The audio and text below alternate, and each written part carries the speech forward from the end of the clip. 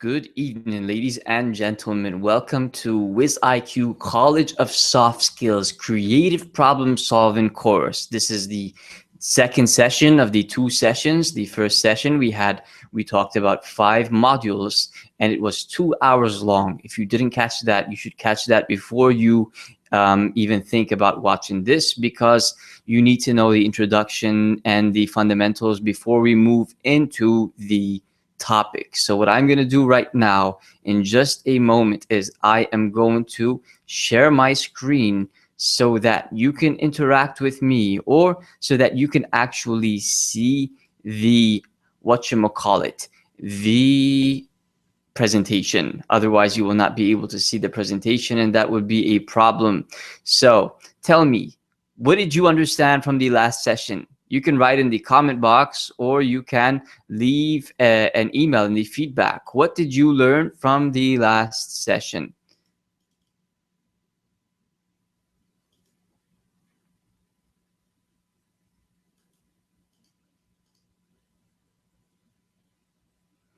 Okay, I am unable to share my screen for some reason. I don't know why. I don't know why. I don't know why. Why am I unable to share my screen?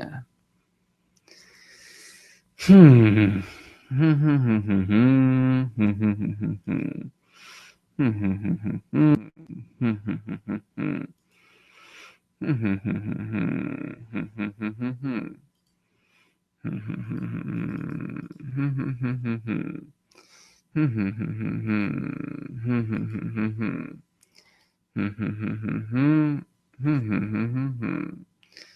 Yeah. Okay, I am going to be able to share my screen right now. I found out how to do that, and here we go.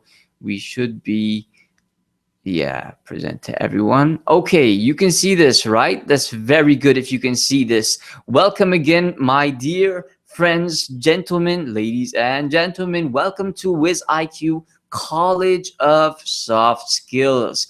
In the course, in the amazing course, one of your first courses, if you are new with us, the course titled Creative Problem Solving. Creative problem solving. This is the second session. We did have a first session before this, which was of vital importance and is something you have to watch if you haven't watched yet. Why? Because it just has all the basic information you need. It wouldn't be suitable for you to attend this session without attending the previous session, because this is a continuation of the previous session. Anyways, let's move into the topic. I am going to ask you a wonderful question. What does creative problem solving mean? What do I mean when I say creative problem solving? And by the way, please take out your notes and make sure that you are writing down what is being said. Okay, let's share the screen again. Here we go again.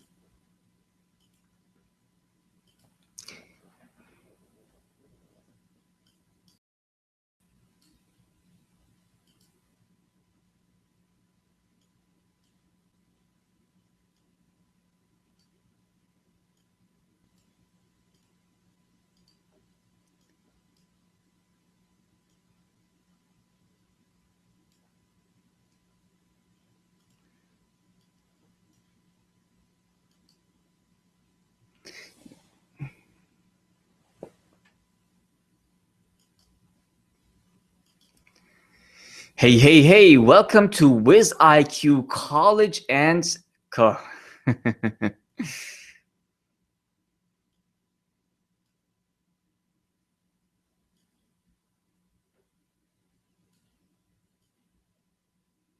okay, we should be okay right now, and we will start. Inshallah. In 5, 4, 3, 2, 1. Good evening, ladies and gentlemen, and welcome to Wiz IQ College of Soft Skills amazing course, Creative Problem Solving. A course we need indeed, a course that will help us improve in life and solve our problems. But not only solve our problems, however, solve our problems creatively. How many of us go through problems every day? And how many of us are silent to these problems and we run away? We don't try to solve them.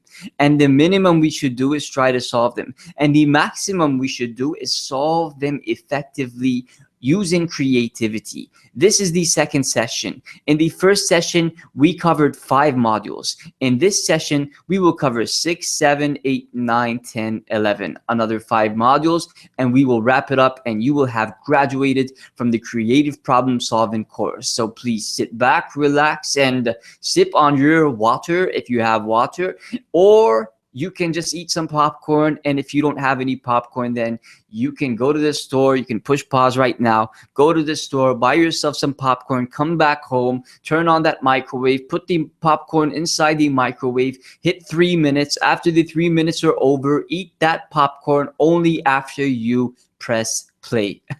I'm just playing with you. All right, so let's move into module 6, generating solutions. Generating possibilities for solutions to the defined problem comes next in the process. It is important to generate as many solutions as possible before analyzing the solutions or trying to implement them. There are many different methods of generating solutions. This module begins with some ground rules for brainstorming sessions. Then it presents several ideas, generating techniques, including free association, style brainstorming, brainwriting, mind mapping, and Dunker diagrams. Aren't you excited? Let's start off with brainstorming basics so that we can know what exactly brainstorming is in the process of creative problem solving. In order to come up with a good idea, you must come up with many ideas. I come again. In order to come up with a good idea, you must come up with many ideas. The first rule of brainstorming is to come up with as many ideas as you possibly can.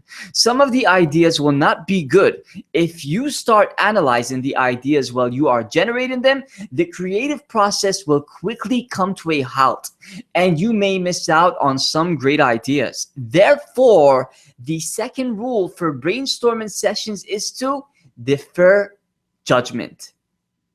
Allow creativity and imagination to take over in this phase of the process. The next rule for brainstorming is to come up with the wildest, most imaginative solutions to your problem that you can.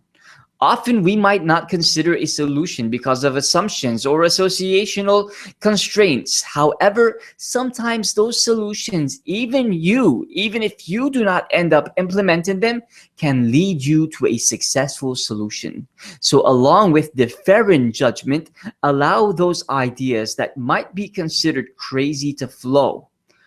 One of those crazy ideas might just contain the seeds of the perfect solution.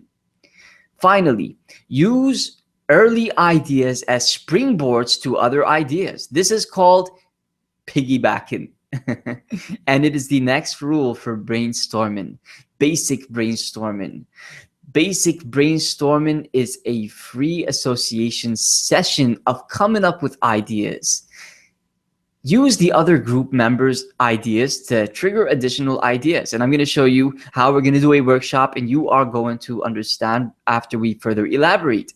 One member of the group should make a list of all the ideas. So now let's do a quick workshop. The objective of this workshop is to understand some basic rules to encourage a productive brainstorming session and the basic brainstorming method, free association. The summary of this topic is some ground rules for brainstorming include coming up with many ideas, including wild or zany ideas, deferring judgment, and piggybacking on other ideas. What you need is a worksheet, you need a paper, you need a pen, and you need the worksheets that you are able to download. And if you are unable to download them, then you may email us and we will send them to you immediately. So print out one copy of the worksheet, one case study, and the Module 6 questions for each participant. And we're only talking about one participant right now. So this would have been better if it was done in a group, but we can't do it in a group because this is online studies, e-learning classrooms, and what we can do is limited. So we're just going to do it one-on-one or one-on-none. Review the case study and spend a few minutes brainstorming ideas for the problem. Come up with as many ideas as possible and to the fair judgment. So what I want you to do is to come up with as many ideas as possible according to the worksheet that you have, or the worksheet that you are going to request. And once you see that worksheet, you will have more details as to how you should do this. All right, so we're going to move into the next point, and that would be your assignment. What I just mentioned will be your assignment after this session ends. Brainstorming and mind mapping. Brainstorming and mind mapping. Or let's say brain writing, because there's a difference between brainstorming and brain writing. Brain writing and mind mapping. Brain writing and mind mapping are two additional tools to generate ideas. Brain writing is similar to free association brainstorming, except that it's conducted in silence. This method encourages participants to pay closer attention to the ideas of others and piggyback on those ideas. Before a brain writing session, create sheets of paper with a grid of 9 squares on each sheet. You will need as many sheets as there are participants in the brain writing session, with 1 or 2 extra sheets. Plan to sit participants in a circle or around a table. Determine how long the session will last and remind participants that there is no talking. Remind participants of the other rules of brainstorming, especially the fair and judgments.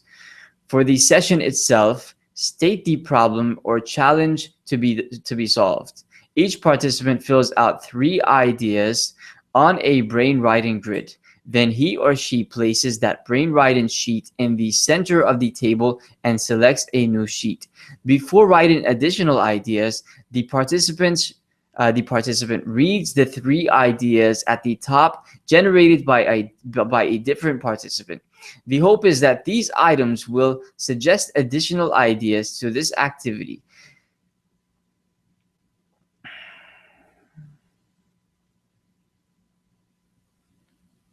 The participant should not write down the same ideas they have written on other sheets. This activity continues until all of the grids are full for the time, or the time runs out. At the end of the activity, there should be many ideas to consider and discuss. Mind mapping. Mind mapping is another method of generating ideas on paper, but can be conducted alone. The problem solver starts by writing one main idea in the center of the paper. Write additional ideas around the sheet of the paper, circling the ideas and connecting the ideas with lines. This technique allows for representing nonlinear relationships between ideas. So let's go back to this. Let's go back to the basics, the pillars. Brain writing, in silence, 9 squares, fill square with ideas. Mind mapping, 1 idea, center of paper, list ideas around main idea. Duncker diagrams. Duncker diagrams are used with the present state and desired state statements discussed in Module 4. A Duncker diagram generates solutions by creating possible pathways from the present state to the desired state. However, the Duncker diagram also addresses an additional pathway of solving the problem by making it okay not to reach the desired state. Duncker diagrams can help with refining the problem as well as generating ideas for solutions. The diagram begins with general solutions. Then it suggests Then it suggests functional solutions that give more specifics on what to do. The diagram can also include specific solutions of how to complete each item in the functional solution. Thank you very much for listening. We will wrap it up with this, and until next time, this is WizIQ College of Soft Skills. Bye-bye.